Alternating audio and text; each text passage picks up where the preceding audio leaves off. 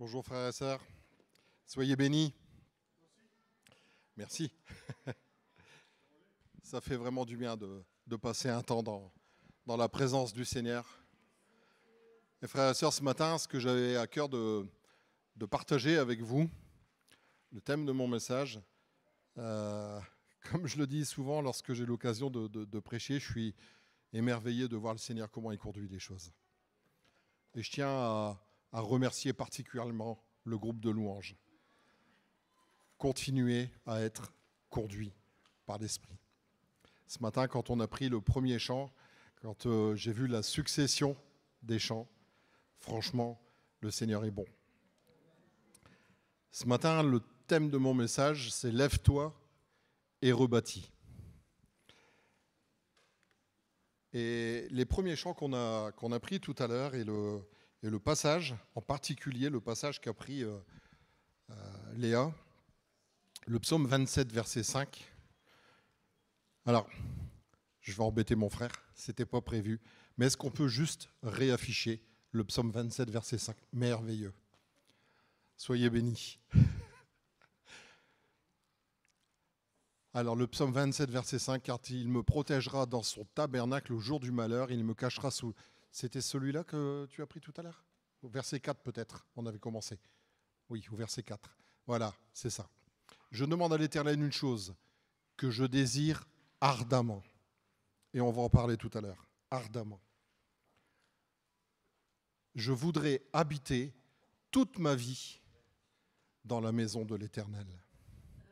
Savez-vous où est la maison de l'Éternel aujourd'hui ? Elle est ici. Elle est dans vos cœurs. Elle est dans vos maisons. Et on va en parler ce matin. Pour contempler la magnificence de l'Éternel et pour admirer son temple. Et c'est vraiment le thème de mon message ce matin. On va revenir au diaporama. Alors on va prendre plusieurs passages au fil du message. Et en fait, on va parler principalement, je pense que vous l'avez certainement compris, de l'histoire de Néhémie. Alors pour replacer un peu le contexte, le livre de Néhémie relate une période importante de l'histoire juive. Ça comprend la reconstruction de la ville de Jérusalem, mais surtout la reconstruction de la vie spirituelle du peuple. Il avait été emmené en captivité, il a vécu très loin de la ville de Jérusalem. Il y avait un petit nombre de Juifs qui étaient restés dans la ville, et pour autant, les ennemis, à l'époque, avaient ravagé la ville. Ils avaient détruit la muraille, l'enceinte de la ville de Jérusalem, les portes de la ville avaient été brûlées, et évidemment, tout était rasé, détruit, et ce n'était plus un lieu de vie, en tout cas, ce n'était plus un lieu sécurisant. Sous la direction de Néhémie, les Israélites vont commencer à reconstruire ce mur. Mais Néhémie ne se contente pas simplement de bâtir les structures physiques, il veut que son peuple soit édifié spirituellement. Et ce matin, j'aimerais, entre guillemets, sans prétention, mais jouer ce rôle. C'est-à-dire un moment, vous édifier, à rétablir, à restaurer votre muraille. Et on va décrire un petit peu ce que j'entends par là. Donc il aide les Juifs à reprendre le contrôle de leur vie, de leur pays et de leur destinée de peuple de Dieu. Et frères et sœurs, ce matin, c'est ce que vous êtes. Nous sommes le peuple de Dieu. Grâce au sacrifice de Jésus, ce qui était réservé aux Juifs a été étendu, comme on dit aux Grecs, aux païens, aux viles personnes que nous étions. Et Dieu a fait de nous, on l'a entendu aussi ce matin, Dieu a fait de nous les héritiers, les co-héritiers de Christ. Donc j'aimerais m'attarder sur la première partie du récit, la reconstruction de la muraille. Donc une muraille, bien évidemment, comme toute ville fortifiée, avait pour vocation de protéger la ville pour ceux qui y résidaient. Et en particulier, dans cette ville de Jérusalem, ce qui était, à mon sens, le plus précieux pour les Juifs, c'était le temple. C'était le lieu où on venait rencontrer Dieu. C'était le lieu où on l'adorait. et on venait offrir tous les différents sacrifices. On peut reprendre avec l'histoire de Moïse et les commandements, les préceptes. Il y avait les sacrifices expiatoires, les actions de grâce, j'en passais des meilleurs. C'est là que résidait la présence de Dieu et qu'on élevait son nom. On va voir si ça marche, ça. Voilà. Donc j'aimerais vous parler de la reconstruction de notre relation avec Dieu. Alors pourquoi dire à un moment que notre relation a été détruite ? Tout simplement parce que quand on voit l'œuvre de l'adversaire, son but, c'est de détruire notre ville sainte. J'ai dit tout à l'heure, le temple de Dieu, aujourd'hui, il est en nous. Et ce qui doit préserver sa présence, ce qui doit préserver notre cœur, ce qui doit préserver tout ce qui fait que Dieu peut résider et rester dans nos cœurs, le diable va tout faire pour essayer de le détruire.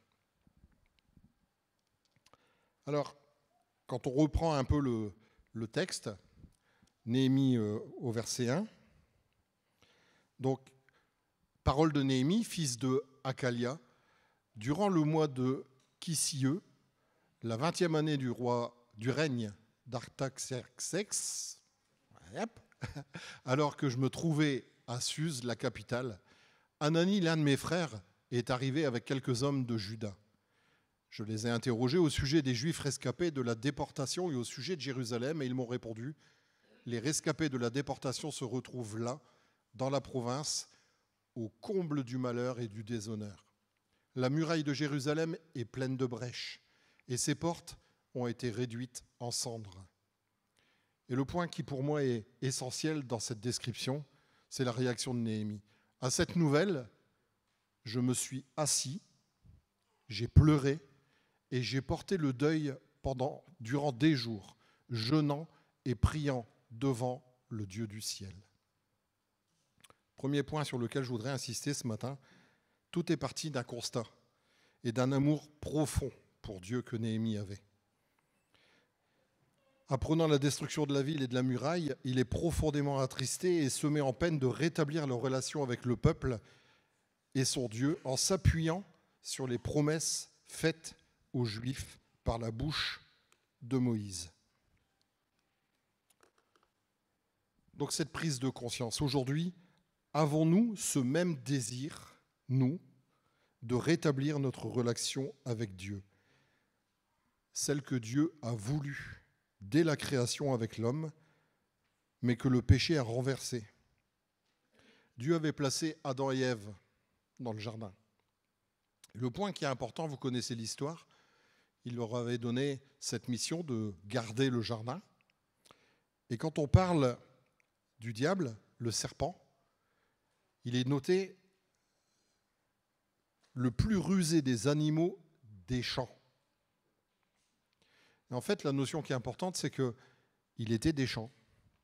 Il n'était pas du jardin. Il n'y avait rien à y faire. Ce n'était pas là son lieu. Et Adam et Ève avaient pour mission de veiller et de garder. Aujourd'hui, frères et sœurs, notre mission, c'est de veiller et de garder notre cœur. Le diable est venu pour détruire le plan de Dieu pour l'humanité, avec toutes les conséquences que nous connaissons aujourd'hui. Nos murailles, nos portes, c'est-à-dire les portes de notre cœur, de nos pensées, de notre âme, par notre état de pécheur, sont naturellement détruites. Mais Jésus a offert sa vie pour rétablir cette relation et nous permettre de retrouver ce cœur à cœur avec lui, en l'acceptant comme sauveur et en le laissant habiter dans nos cœurs. Ce matin, les paroles qui ont été données, c'était vraiment cette invitation. Mon frère, ma sœur, à qui Dieu s'est adressé, cette relation, tu peux la retrouver, tu peux la rétablir. On va voir un peu après, dans la suite, comment on peut faire. Et pour chacun d'entre nous, même vieux chrétiens, aujourd'hui, veillons. La muraille, à un moment, il est dit qu'il y avait des brèches. Et est-ce qu'à un moment, on est capable de faire le constat, cette introspection, et de dire où en est ma forteresse? Où en est ma relation avec Dieu? Où en est mon amour pour Dieu? Est-ce qu'il y a des brèches quelque part?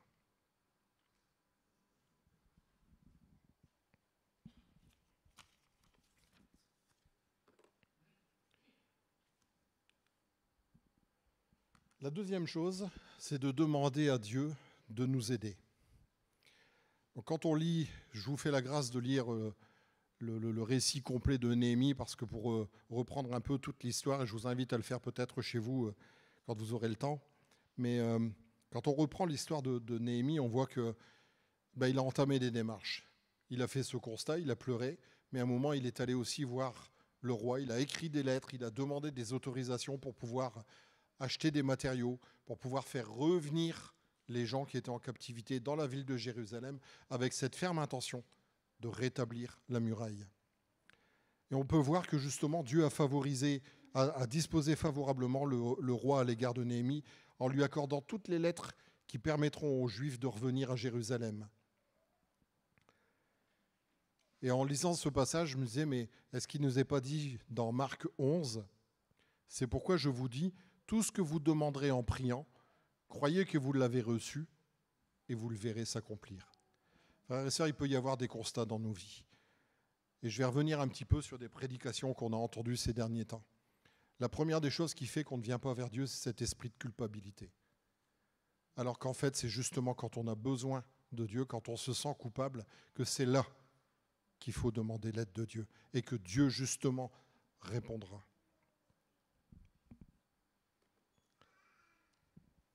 Tout ce que vous demanderez en priant, croyez que vous l'avez reçu. Est-ce que vous croyez que la Bible est la vérité ? Est-ce que vous croyez que la Bible, lorsqu'on la confesse, s'accomplit ? C'est la parole de Dieu, elle est vivante. Le troisième point, quand on lit le passage, et c'est une des choses qui m'a marqué également, c'est que c'est l'affaire de tous. Néhémie au chapitre 3 relate comment les Juifs, par famille, ont participé à la reconstruction, chacun sur une portion de la muraille. Et quand j'ai lu ce passage, il y a un point qui m'a vraiment marqué. Tous participèrent. Il est dit les notables, les prêtres, les parfumeurs, les orfèvres.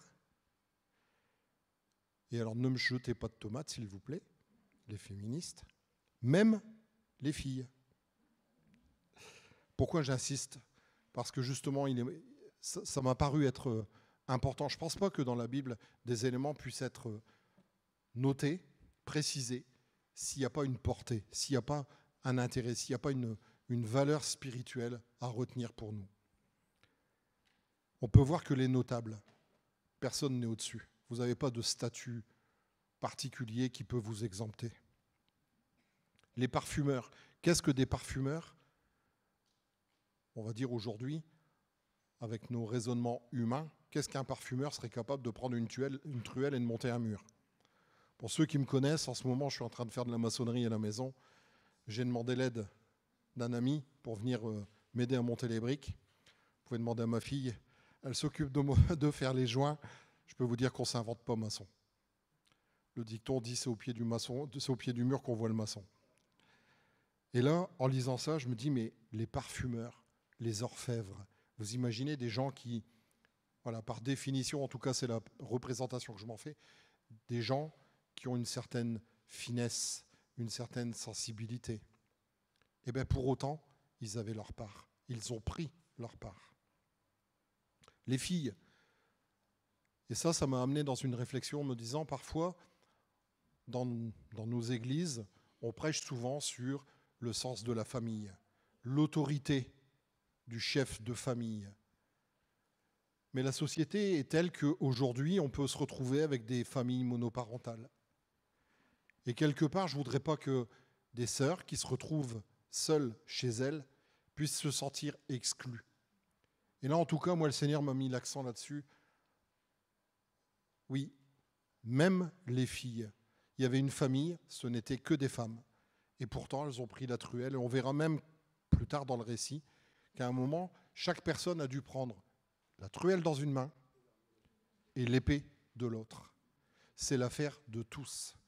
Et si on relie ça avec le point précédent, où quand on invoque l'Éternel, quand on lui demande, il répond, ça veut dire que frères et sœurs, tous, on est capables.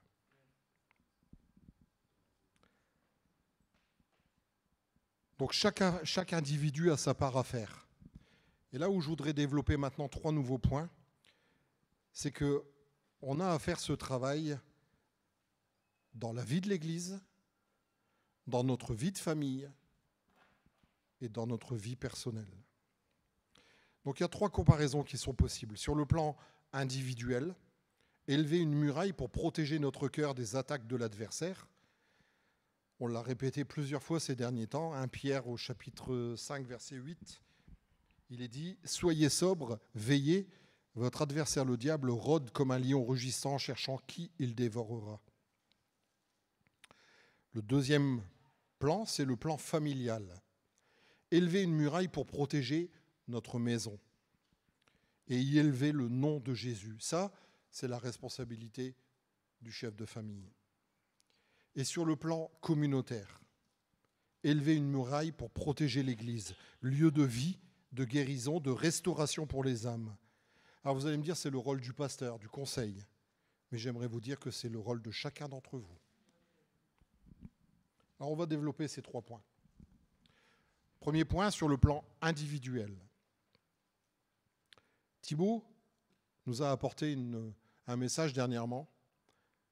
Et je ne sais pas si tout le monde était présent, si vous vous souvenez, mais il a insisté notamment sur le fait qu'à un moment, quand on traite son frère d'insensé, et moi j'ai aimé la traduction de tête vide. Le passage nous dit qu'à un moment, on mérite le feu de la géhenne. Donc veillons aussi à la façon dont nous gérons nos pensées, les choses qui sont dans notre cœur. Veillons aux fausses croyances. Vérifions dans la Bible si nos raisonnements, nos comportements sont justes et agréables à Dieu. Ne donnons pas accès à l'ennemi parce que nos choix et nos décisions sont des pierres empilées sur cette muraille. Mais est-ce que nous avons bien identifié chaque pierre qu'on pose? Est-ce que cette pierre, elle est propre à la construction? Quand je maçonne avec mon ami, parfois je le vois prendre une pierre et vous savez, le geste d'un maçon, c'est quand même quelque chose d'assez spectaculaire. Il prend la brique, puis il la retourne, il la retourne, il la retourne. Et à chaque brique, je peux vous dire qu'on a posé quand même pas loin de 5000 briques. Chaque brique, il la jette, il la retourne dans sa main, jusqu'à un moment où, pour lui, c'est validé. Elle est propre à servir. Et il a repéré le bon côté. Il sait exactement où elle va et comment il va la poser. Mais j'ai envie de dire, c'est exactement la même chose pour vos vies. Nos pensées, nos relations, nos réactions, analysons-les, pesons-les devant Dieu, savoir si on est juste. Parce qu'une attitude qui n'est pas propre à ce que Dieu veut, au comportement que Dieu attend d'un chrétien, va forcément créer des brèches dans la construction qu'on est en train de faire. Quelles influences tolérons-nous dans nos vies? Un point sur lequel j'aimerais revenir, on en a déjà parlé. De toute façon, vous verrez que dans mon message, je me suis rendu compte que ce message que Dieu m'avait inspiré synthétisait beaucoup de prédications qu'on a entendues ces derniers temps. La télé, les réseaux sociaux. Il y a un passage qui dit « Il viendra un temps où les hommes ne supporteront pas la saine doctrine, mais ayant la démangeaison d'entendre des choses agréables, ils se donneront une foule de docteurs selon leurs propres désirs et détourneront l'oreille de la vérité et se tourneront vers les fables. » J'ai été estomaqué de voir dernièrement qu'il y a un nouveau type de réseau social qui est sorti. Où, au final, alors ça peut prêter à rire, mais au final, on voit des gens qui ont une attitude, une réaction, et s'en vont consulter sur le réseau social si leur réaction est correcte ou pas. Je ne sais pas si ça vous parle, cette pub, si elle vient de passer il n'y a pas très très longtemps. C'est un nouveau réseau social qui sort. Et on peut débattre de tout et demander l'opinion des autres. Mais en fait, en demandant l'opinion des autres, on attend l'aval des autres. On attend d'être conforté dans des choses qui, au final, ne sont pas saines. Parce qu'on ne va pas se mentir, l'esprit du monde, ce n'est pas l'esprit de Dieu. Et quand vous allez commencer à consulter ces réseaux sociaux, commencer à consulter ce que les gens pensent, forcément, ils vont aller dans votre sens si justement vous n'êtes pas dans celui de Dieu. Quelles sont nos fréquentations ?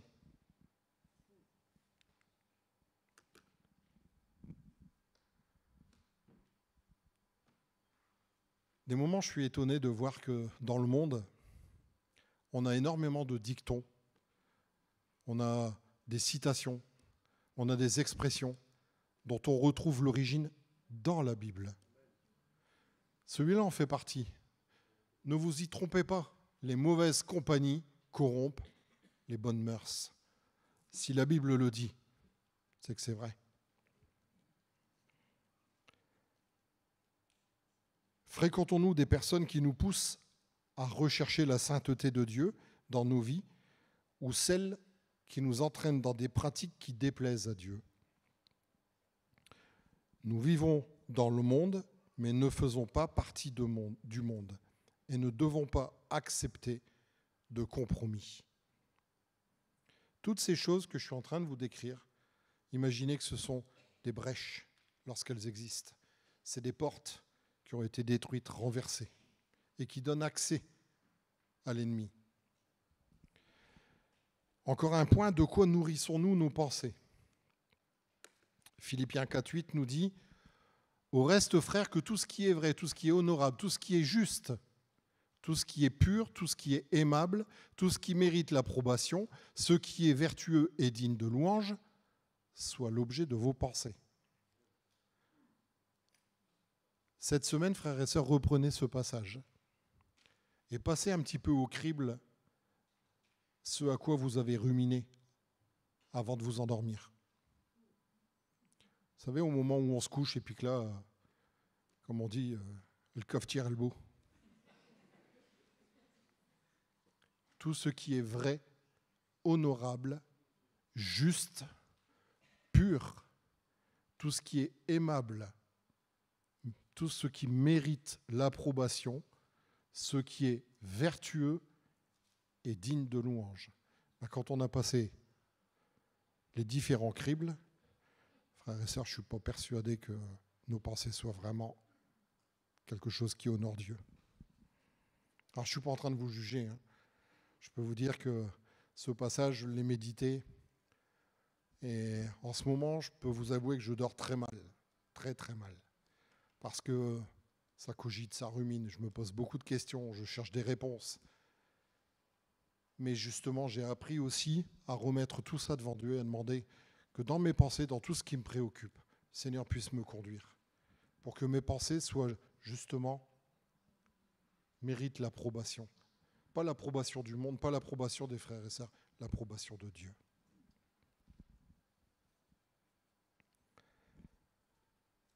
Te sens-tu en paix lorsque dans ton cœur, tu nourris de l'amertume envers quelqu'un ? Et là aussi, vous allez dire, on en a parlé il n'y a pas longtemps. Lorsque tu rumines sur les blessures que l'on t'a faites, quand tu parles mal ou que tu critiques quelqu'un parce que les choses ne vont pas comme tu le souhaites, avons-nous l'habitude de murmurer contre l'Église, contre un frère, une sœur, le pasteur, parce qu'on n'a pas eu l'attention espérée ou parce qu'on a une divergence d'opinion ?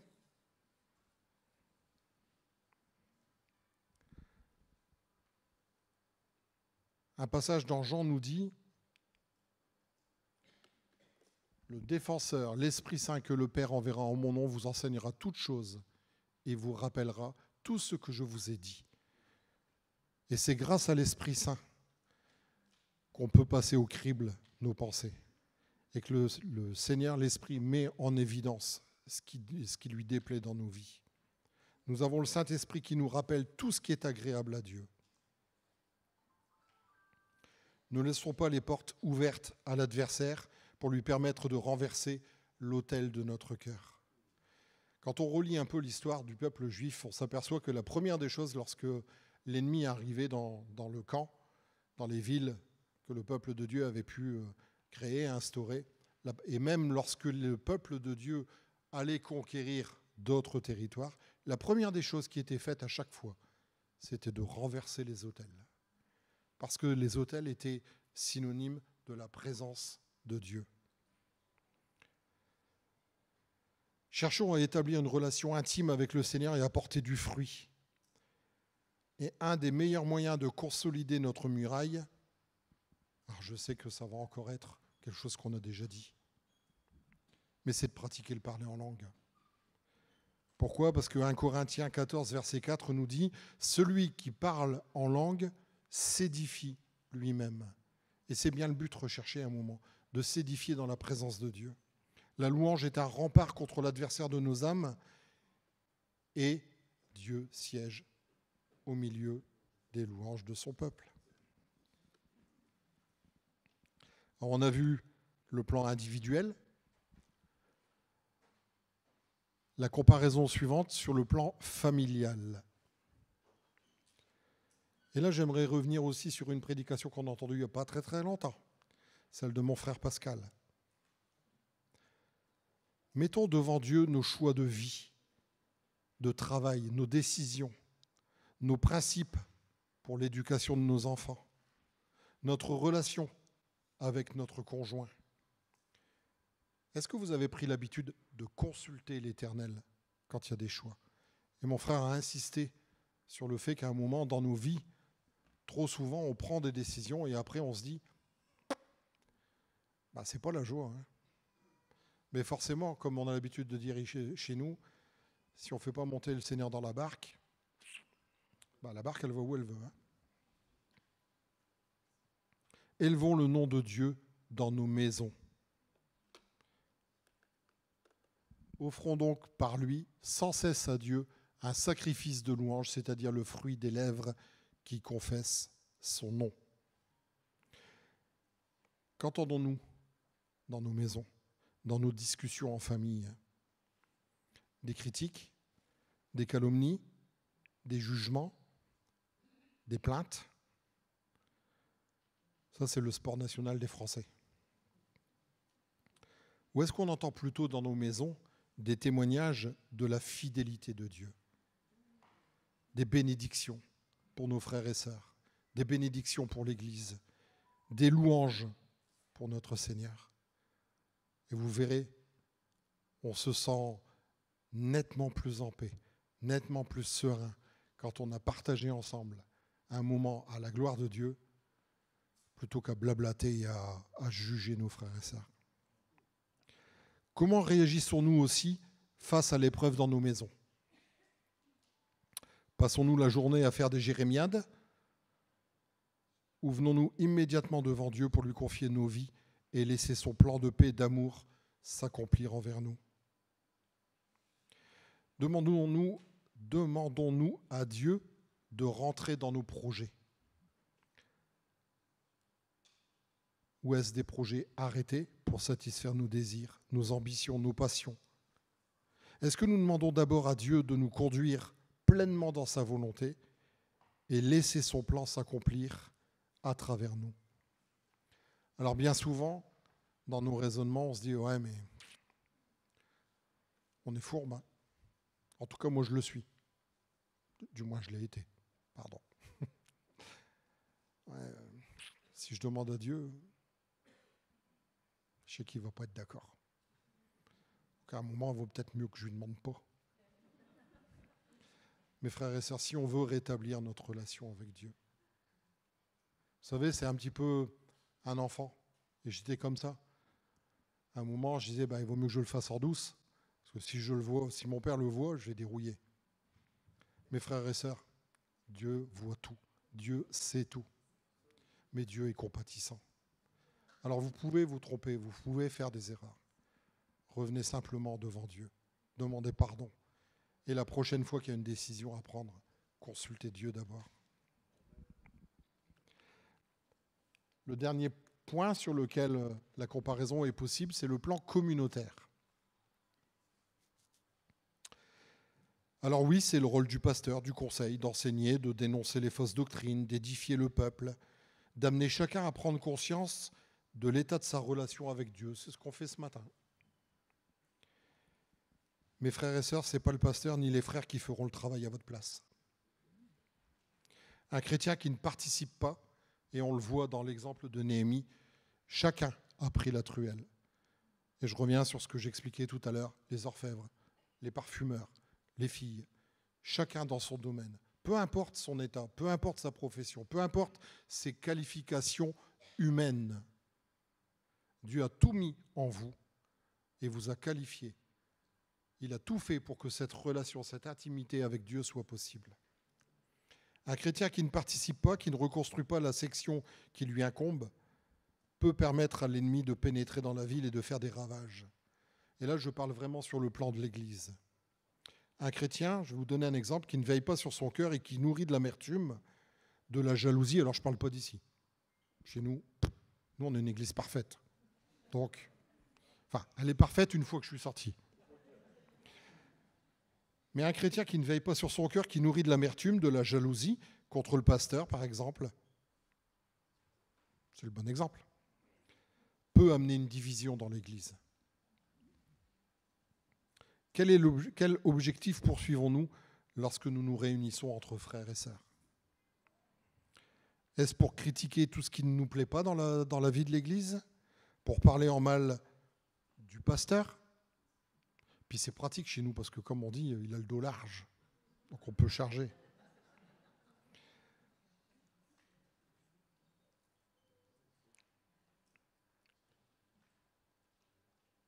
Est-ce qu'on parle de telle ou telle personne qui sert Dieu, mais qui ne fait pas les choses comme on voudrait?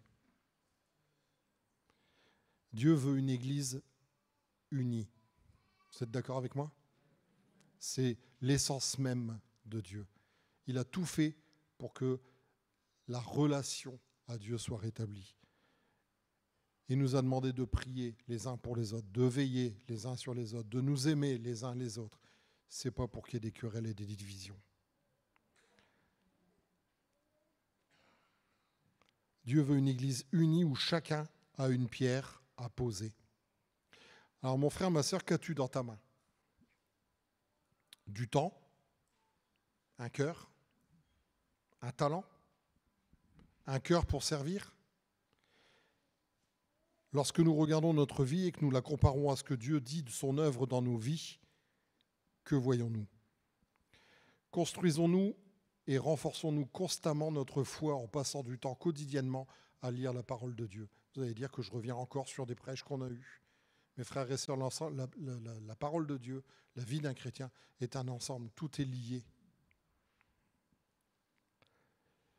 Utilisons-nous les dons et les capacités que Dieu nous a donnés pour aider, édifier, encourager et fortifier d'autres croyants?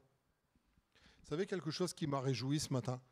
J'ai pu échanger avec une sœur et quelque part, ça m'a attristé, mais en même temps, ça m'a réjoui. Parce que je me suis rendu compte que un des travers de notre Église, et je vous le dis en toute humilité, on est très bon pour l'accueil des nouveaux. Et je vais éviter de regarder certaines personnes parce que je ne veux pas qu'elles se sentent gênées. Mais en tout cas, frères et sœurs, j'ai pu faire le constat que l'intégration dans la vie de l'Église, la création de liens, c'est beaucoup plus compliqué. Je ne dis pas que ça n'existe pas, mais c'est plus compliqué. Parce qu'on est dans une assemblée où, pour beaucoup, on a l'habitude de fonctionner, d'être ensemble, de vivre en petits noyaux, par affinité. Mes frères et sœurs, la vie, la communauté, c'est d'accueillir tout le monde, de créer du lien. Parce que c'est comme ça, c'est à l'amour que nous aurons les uns pour les autres que le monde verra que nous sommes les témoins de Dieu. Alors on a des talents. Certains sont capables d'aller vers les autres spontanément et de parler. Certains ont du temps pour appeler des frères et sœurs dans la semaine parce qu'on ne les voit pas. Frères et sœurs, passons du temps. Prenons le temps de veiller les uns sur les autres et de nous aimer, de nous porter, de nous encourager.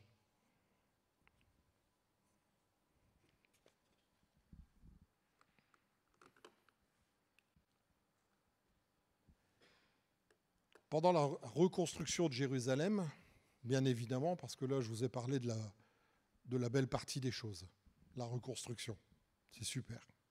Mais quand on lit le livre de Néhémie, on s'aperçoit qu'il y a une conséquence, il y a une deuxième étape. Et notamment le fait que des gens vont commencer à voir d'un mauvais œil ce qui est en train de se faire. Parce qu'ils ne sont pas dupes. Et l'adversaire, il n'est pas dupe. Je peux vous dire que l'esprit du monde n'est pas dupe. Quand un enfant de Dieu commence à renforcer sa relation avec Christ, et je ne suis pas en train de faire des prophéties de malheur. Mes frères et sœurs, c'est dans la nature des choses. À partir du moment où un enfant de Dieu renforce sa relation avec Dieu, l'ennemi, ça le dérange. Et il va tout faire pour vous en empêcher. Alors pendant la reconstruction de Jérusalem, ils vont rencontrer de l'opposition. Et quand les ennemis de Néhémie tentent de l'attirer au loin par la ruse, parce qu'ils vont à un moment lui envoyer une lettre en lui demandant de revenir loin de la ville de Jérusalem pour pouvoir discuter. Voilà. Parfois, l'affrontement direct n'est pas la bonne solution, donc on contourne, on esquive, on ruse. Mais Néhémie n'a pas été dupe. Voilà la réponse de Néhémie. J'ai un grand ouvrage à exécuter et je ne puis descendre. Le travail serait interrompu pendant que je le quitterai pour aller vers vous. Ce passage m'a parlé. Néhémie démontre son engagement à tenir la promesse qu'il a faite au Seigneur de reconstruire Jérusalem. Parce qu'il a fait cette promesse à Dieu dans les tout premiers versets de Néhémie, vous pourrez le relire. Néhémie peut nous servir d'exemple de l'importance de rester fidèle au Seigneur, même face à l'opposition. Et là, j'aimerais vous encourager. Oui, il y a des épreuves. Oui, il y a des circonstances qui font que par moments, on a envie de baisser les bras. Oui, il y a des incompréhensions. Et vous allez dire, on en a aussi déjà parlé. C'est vrai. Parfois, on ne sait pas pourquoi il y a l'épreuve. Moi, j'ai arrêté de demander à Dieu pourquoi. Frères et sœurs, l'essentiel n'est pas de savoir pourquoi, mais l'essentiel est d'en sortir. À un moment, si Dieu a quelque chose à nous enseigner, je sais que Dieu est tout-puissant et il fera en sorte que je comprendrai ce par quoi je suis passé et pourquoi au moment utile. Mais en tout cas, pendant l'épreuve, la seule chose à laquelle je veux m'accrocher et me préoccuper, c'est de comment je peux renforcer ma relation avec Dieu. Et ne pas laisser l'épreuve se mettre entre Dieu et moi. Et je ne veux pas que l'épreuve vienne fissurer ma relation avec Dieu. Alors bien évidemment, le diable ne va pas laisser faire sans essayer de nous mettre des bâtons dans les roues. Arrivés à la moitié de la hauteur, les ennemis du peuple d'Israël se sont levés pour les attaquer et détruire leur travail. On lit ça dans Néhémie 4, versets 7 et 9. Quant à nos adversaires, ils disaient « Ils ne sauront et ne verront rien jusqu'à ce que nous arrivions au milieu d'eux. Nous les tuerons alors et nous ferons ainsi cesser le travail. » Or, les Juifs qui habitaient près d'eux sont venus 10 fois nous avertir de tous les lieux, leurs lieux de domicile. Il faut que vous reveniez chez nous. C'est-à-dire, en fait, ce qu'ils sont en train de dire, c'est qu'il y a du danger, il y a du risque. Quittez Jérusalem et revenez avec nous en captivité. J'ai donc posté le peuple par famille, tous avec leur épée, leurs lances, leurs arcs, en contrebas derrière la muraille aux endroits abrités. Après avoir tout inspecté, je me suis levé pour dire aux nobles, aux magistrats et au reste du peuple, « N'ayez pas peur d'eux, souvenez-vous du Seigneur grand et redoutable et combattez pour vos frères, vos fils, vos filles, vos femmes et vos maisons. » Frères et sœurs, c'est le verset que je voudrais vous laisser sur le cœur. Ne vous préoccupez pas, ne vous inquiétez pas de ce que le diable essaye de faire dans vos vies. Ne le laissez pas vous accabler, ne le laissez pas vous piétiner, ne le laissez pas vous bousculer. Parce que la promesse, n'ayez pas peur, souvenez-vous du Seigneur grand et redoutable. Est-ce que vous voulez bien qu'on le lise ensemble ?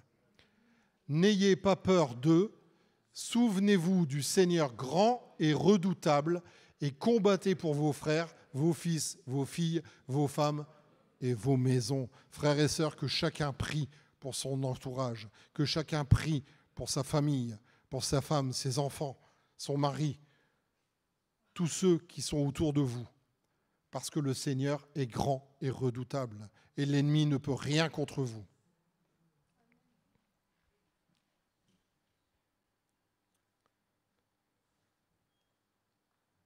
Alors il nous est raconté que chaque individu prit son arme, son épée dans une main et travaillait à la reconstruction de l'autre. En cas d'attaque, le peuple se rassemblait au son de la trompette et faisait face à l'adversaire. L'idée là-dedans, c'est de ne pas faiblir et de ne pas se sauver. Oui, il y a des attaques. Quand il y a l'attaque, la première réaction, on serre les rangs. Et je reviens à ce qu'on partageait tout à l'heure, l'intégration dans l'Église. Frères et sœurs, c'est important. Qu'aucune brebis de cette Église ne se retrouve seule, isolée dans l'épreuve, mais que par l'amour fraternel, on soit là à veiller, à prier, à l'entourer, à l'aimer, à l'exhorter pour tenir bon. C'est ce que Néhémie a fait. Il a exhorté ses frères et sœurs. En cas d'attaque, le peuple se rassemblait au son de la trompette et faisait face à l'adversaire. Encore une fois, il est essentiel de pratiquer la communion fraternelle. Et je voudrais revenir sur une prêche aussi que j'avais faite avec la rosée de l'Hermont. C'est quelque chose qui m'a vraiment, vraiment, vraiment marqué. Alors, je sais pas, c'était un mardi soir, je ne sais pas si tout le monde l'avait entendu, mais la rosée de l'Hermont qui descend sur la montagne de Sion. La montagne de Sion est un lieu complètement aride. L'Hermont, à l'inverse, est un lieu très fertile. Mais Sion et l'Hermont sont complètement opposés, très loin l'un de l'autre. Et ce qui semble impossible à l'homme est possible à Dieu. Dieu est capable de ramener la rosée qui fait tant de bien, tant de bénédictions dans des lieux arides pour que la vie puisse reprendre. Donc c'est un travail de longue haleine. Pierre après pierre, ils ont relevé la muraille en faisant face et en repoussant chaque attaque de l'ennemi. Par là, je voudrais vous encourager, frères et sœurs. On l'a déjà dit aussi, la vie d'un chrétien, c'est une vie de combat, c'est une vie de persévérance. Attends-toi à de la résistance quand tu avances avec Dieu, mais ne quitte pas le mur. Tiens la truelle, c'est-à-dire le service dans lequel tu sers, la mission que Dieu t'a confiée. Ne perds pas ta piété, ton temps avec Dieu. Donc tu as ça dans une main, et dans l'autre, il est dit de prendre l'épée. Et quand on parle d'épée, on parle, pour moi, de la parole de Dieu. Éphésiens 6, verset 10. Prenez aussi le casque du salut et l'épée de l'esprit qui est la parole de Dieu. Frères et sœurs, en tout cas, c'est quelque chose ici qui est ancré, qui est dans notre ADN, la parole de Dieu. Elle est essentielle. Et tout ce qu'on dit, tout ce qu'on fait est basé sur la parole de Dieu. Quand tu commences à servir Dieu, il y aura toujours des voix pour se moquer. Des gens qui te diront « tu pries trop ». Je l'ai entendu il n'y a pas longtemps. Tu perds ton temps. De toute façon, ça ne changera jamais. Ça ne sert à rien. Regarde ton état. Dieu ne t'entend pas. Tu n'es pas digne. Comment ? Voilà, j'allais y venir. J'ai même entendu il n'y a pas longtemps, arrête de prier, plus tu pries et pire c'est. Les frères et sœurs, j'ai presque envie de vous dire. En plus, c'était vrai. Plus je priais pour une situation et plus j'avais l'impression que je mettais la tête sous l'eau. Mais parce que l'adversaire essaye de nous écraser. Mais Dieu se manifeste. Et je peux vous dire que l'ennemi, il perdra de toute façon. Ne laisse pas le rire de l'ennemi t'arrêter, le mépris. Le mépris ne peut pas détruire un cœur déterminé à obéir Dieu. Néhémie ne perd pas de temps à argumenter. Il ne se venge pas du mal qu'on essaie de lui faire et des attaques. Il fait ce qu'il sait faire de mieux. Il prie et il dit « Écoute, ô notre Dieu », je crois que c'est « Écoute, ô notre Dieu, comme nous sommes méprisés ». Mais quand l'ennemi attaque, la meilleure réponse, c'est la prière. Un slogan à retenir.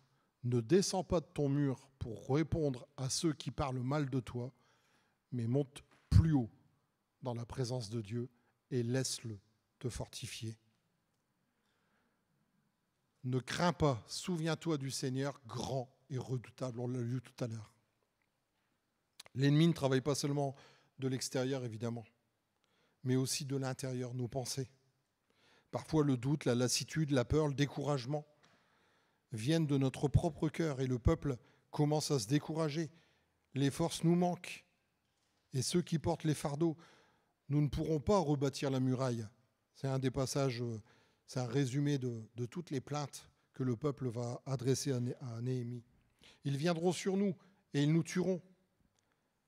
Mais la réponse de Dieu est « Ne crains pas, souviens-toi du Seigneur grand et redoutable ». Dieu est celui qui te fortifie pendant la marche, celui qui t'accompagne dans les temps de désert, celui qui te relève quand tu tombes, celui qui t'aime et t'aimera toujours, quel que soit ton état.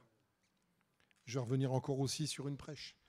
Quand on a parlé du fils prodigue, frères et sœurs, il n'y a aucun état, il n'y a aucune situation qui vous empêche de revenir à Dieu. Relisez, relisez-le, et re-relisez-le, et re-relisez-le. Lisez cette parabole du Fils prodigue, et vous verrez qu'il n'y a aucune situation qui peut nous maintenir dans cet état d'éloignement de Dieu. Alors j'aimerais conclure. Je n'ai pas du tout regardé l'heure, je ne sais pas où j'en suis. Lorsque nous parcourons le livre de Néhémie, nous ne voyons pas seulement un projet de reconstruction physique, mais nous voyons le reflet de ce que Dieu veut faire dans nos vies, nos familles, notre communauté et même dans l'Église avec un grand E d'aujourd'hui. Alors si vous n'êtes pas croyant et que vous êtes là peut-être pour la première fois, j'aimerais dire que vous êtes comme ces murs brisés, fissurés. Votre péché vous empêche d'être libre et de vous intégrer à tout ce pourquoi Dieu vous a créé. Vous n'êtes pas obligé de rester dans cet état de délabrement, parce que le Seigneur a payé le prix. En mourant sur la croix, il a été enterré, mais il est ressuscité le 3e jour, payant entièrement la dette de vos péchés qui vous éloignent de Dieu. C'était le sens de l'appel ce matin. Croyez au Seigneur Jésus que vous pouvez être sauvé et restaurer cette relation avec Dieu. Et c'est possible aujourd'hui. Jérusalem était en ruine, les murs étaient détruits, le peuple vivait dans la honte. Dieu a utilisé un homme ordinaire, mais avec un cœur extraordinaire, pour transformer une nation.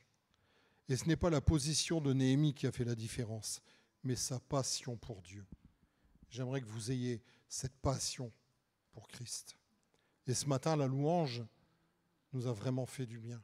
Ayons cette passion pour le nom de Dieu. Il a accompli l'impossible. Si vous regardez la ville de Jérusalem et qu'on en fait le tour, c'est quand même un sacré boulot. Moi, j'ai une petite centaine de mètres de murs à faire. Là, quand on voit le tour de la ville, il y a une paire de kilomètres qui s'affiche.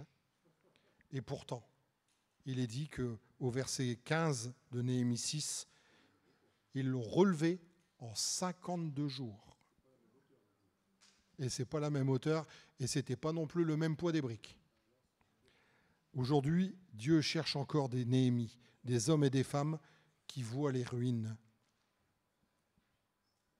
qui pleurent, qui prient et se lèvent pour relever la muraille et élever son nom.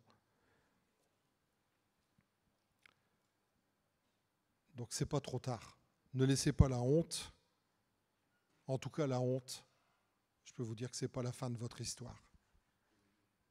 La prière peut renverser l'ennemi. La foi peut ranimer ce qui semble mort. Et ce n'est pas une question de diplôme, de sainteté, d'âge ou de vécu. C'est une question de disponibilité pour Dieu. Ce que j'aimerais vous laisser sur le cœur, on ne voit peut-être pas très bien. Veux-tu que Dieu t'utilise ? Veux-tu faire partie de ceux qui restaurent ce que l'ennemi a détruit dans nos cœurs, dans nos familles et dans nos églises ?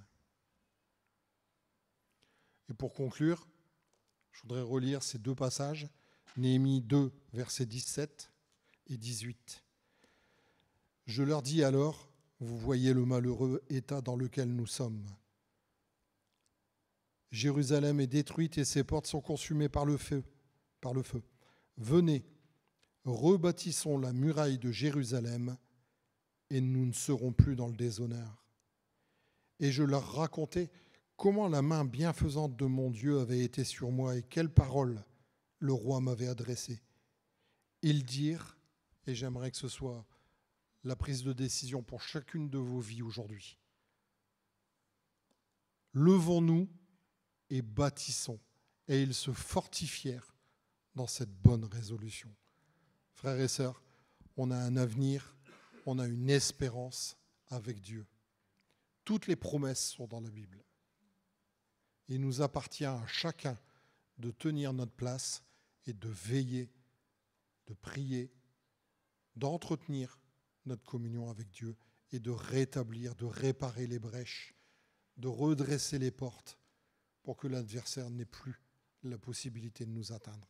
En tout cas, c'est ce que je voulais laisser sur votre cœur. Soyez bénis. Je veux vraiment vous dire que je vous aime et que le Seigneur puisse travailler vos cœurs. Si vous en avez la possibilité, relisez toute l'histoire de Néhémie et regardez un peu dans votre vie comment les choses peuvent se traduire. Soyez bénis.